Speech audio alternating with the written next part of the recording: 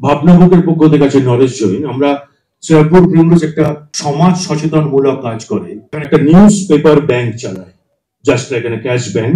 যে কোনো রকম কাগজ, পুরোনো খাতা, বই বা অপ্রয়োজনীয় কাগজ যেটা নিউজ পেপার নয়, সেটা আমরা জমা নিই প্রিমরোজে শ্রীরামপুরে, এবং সেটাই আমরা আবার পরবর্তীকালে বিক্রি করে সামাজিকভাবে কোনো কাজ করি বা দায়বদ্ধতা প্রদান করি।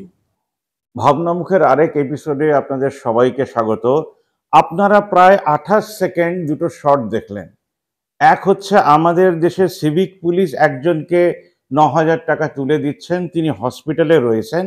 এটাই আসলে নিউজ পেপার ব্যাংকের মুভমেন্ট ছিল। বেহালার একজন পার্ক সার্কাসের নার্সিংহোমে ছিল, তার কাছে টাকা ছিল না, সেই নার্সিংহোম তার লাইফলাইনটা খুলে দেয়, তিনি মারা যান। এখনো ভারতবর্ষ একটি মানুষের পাশে দাঁড়াতে শেখেনি। তাই বৃহৎ গণতন্ত্রে আমরা বেলডাঙ্গা নিয়ে যখন আলোচনা করি, আমরা ইলেকশন নিয়ে আলোচনা করি, তখন হাসি পায়। আমাদের পাড়ার লোকের পাশে দাঁড়াতে পারেনি, আর আপনি প্রাইম মিনিস্টারের পাশে দাঁড়াবেন, সিএম এর পাশে দাঁড়াবেন। যে সিএমরা আমাদের সরকারি হাসপাতালে একটি মেয়ে মারা গেলে কংক্রিট প্রুফ তারা হ্যান্ড ওভার করতে পারেন না, সেই মেয়েটির লাশকে ঠিক করে রেখে দিতে পারেন না যে সিবিআই যদি সেই কেসটা নেয় তাহলে তারা তদন্ত করতে পারবে। তাই আমার প্রশ্ন ভারতবাসীদের কাছে, কোনো পিএম বা সিএম এর কাছে নয়, ভবিষ্যতের ভারতবর্ষের আচরণে আমাদের দেশের ইউথ লিডাররা কি অন্ধকার ডেকে আনছেন আমাদের দেশে, চারিদিক কালো করে দিচ্ছেন? এটাই কি আমাদের ভবিষ্যৎ লিখবে? আমাদের দেশে ইউথ লিডাররা তো জানেই না তার পাড়ার পাশে কিভাবে দাঁড়াবে। ইলেকশন প্রসেসে তারা যতটাই নিপুণ হয়ে যাক, তাতে কি যায় আসে? আমাদের দেশের গরিবী আরো বাড়ছে, আমাদের দেশের মিডল ক্লাস আরো কমছে, আমাদের দেশে একটি সঞ্জয় রায়কে ফাঁসানোর জন্য তার সব ওপর লেভেল কাঁদছে, যাতে সে যেন ফাঁসিতে যায় আর বাদবাকিরা হাসি হাসিতে ঘুরে বেড়ায়। তারা জানে না যে আমেরিকা প্রশ্ন করছে এত পুলিশ থাকতে একজনকে ধরা গেল না, তাহলে ভবিষ্যতের ভারতবর্ষের শেপটা কি হবে?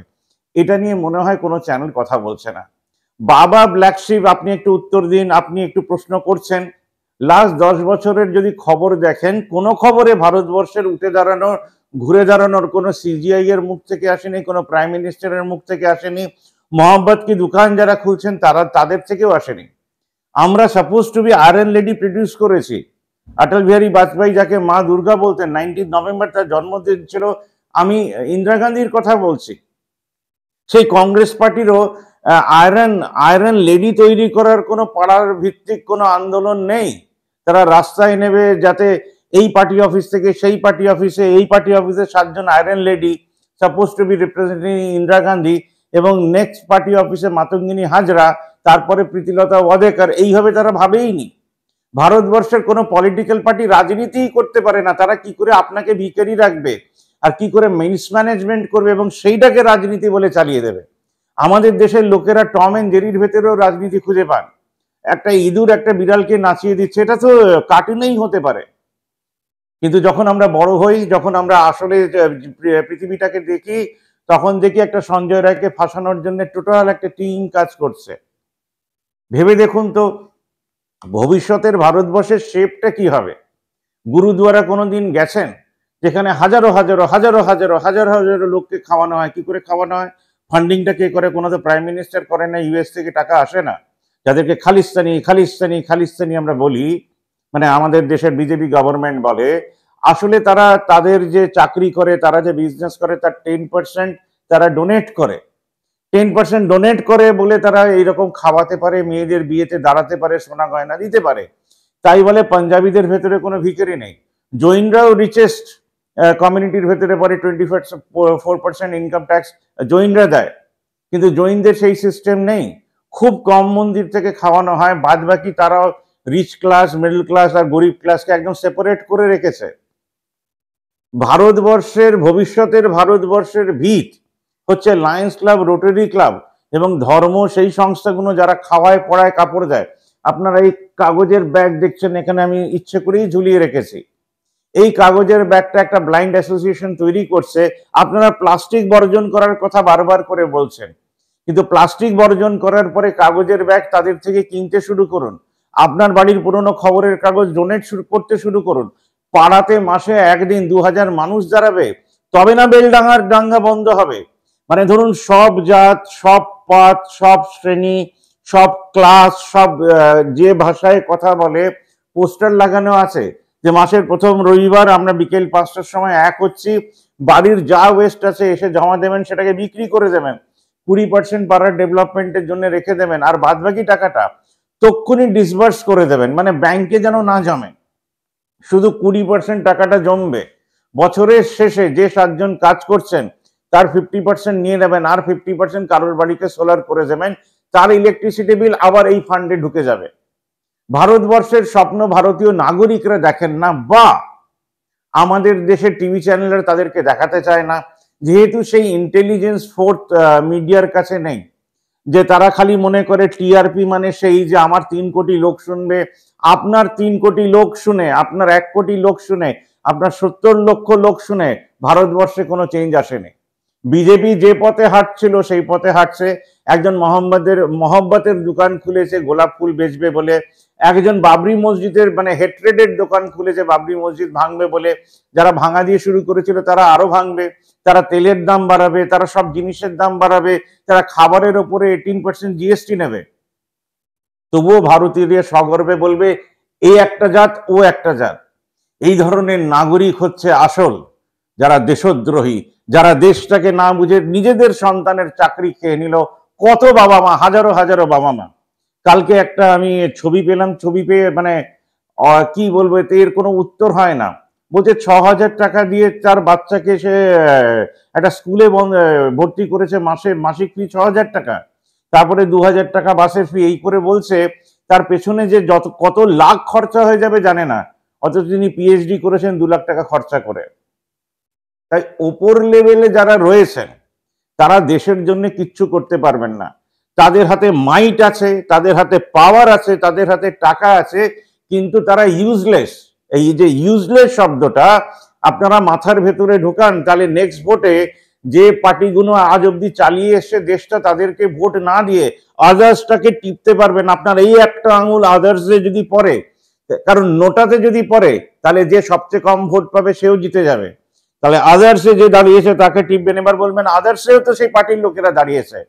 না, আদার্সে সেই পার্টির লোকেরা দাঁড়ায়নি, অনেক জায়গায় জেনুইন মানুষেরা দাঁড়ায়, তারা ছোট ছোট নাম দিয়ে তারা নিজেদেরকে রেজিস্টার করেছে, তাদেরকে খুঁজে নিন। ভারতবর্ষের এখন খোঁজার সময়, কি করে নিজের ছেলে মেয়ের পাশে দাঁড়াবো সেই সময়।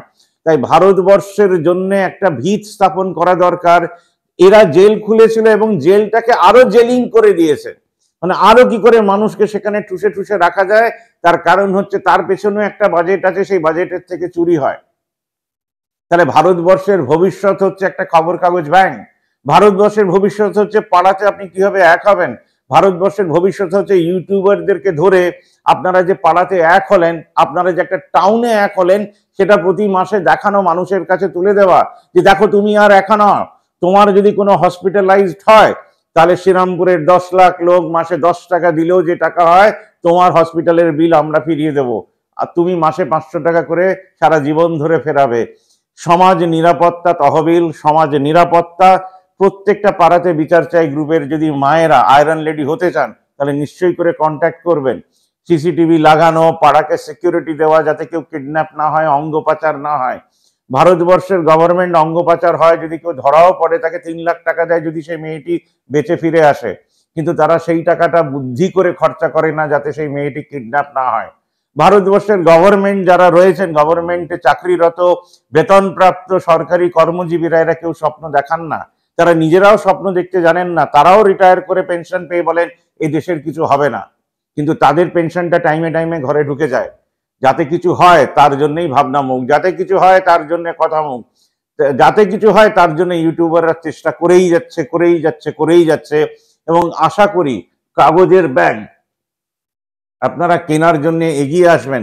এবং সবচেয়ে ভালো কথা হচ্ছে বিবেক পথে ঢাকুরিয়াতে তাদের অফিস, আপনারা ফ্রিতে কাগজ দিতে পারেন, ফ্রিতেই দেবেন, যাতে তারা সেটাকে বিক্রি করে কোনো মাকে সাহায্য করতে পারে। 10 ডিসেম্বর আমরা মিটিং ডেকেছি সুজাতা সদন সকাল 12টার থেকে।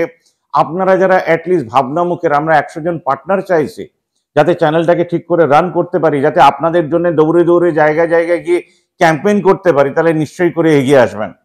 আজকের মতন এতটাই।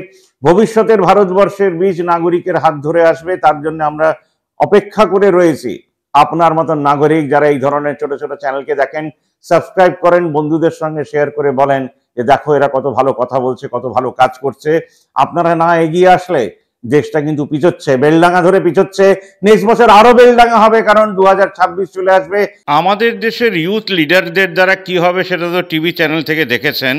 ভবিষ্যতের ভারতবর্ষ এদের হাত ধরেই অভাগ্য ডেকে আনছে, কারণ এরা এখনো বলতে পারছেন না দেশের মানুষ এক হও। যতদিন না এরা বলতে পারবেন দেশের মানুষ এক হও, ততদিন কিচ্ছু হবে না। কারণ আমাদের দেশে যে বড় বড় চ্যানেলরা, তারা এদেরকেই দেখায়, তারা আমাদের মতন কাউকে তুলে ধরে না। এইরকম ভারতবর্ষের সমাধান দিচ্ছেন এরকম আমার মতন হাজারো হাজারো লোক, হাজারো হাজারো লোক এদিক সেদিক লুকিয়ে রয়েছে। তাদেরকে বার করার নাম ভাবনামুখ, তাদেরকে বার করে তুলে আনার নাম কথামুখ। আশা করি চ্যানেলটি ভালো লাগলো এবং আপনারা সাবস্ক্রাইব করে আমাদের পাশে দাঁড়াবেন। আমি নরেশ রে, ধন্যবাদ শোনার জন্য।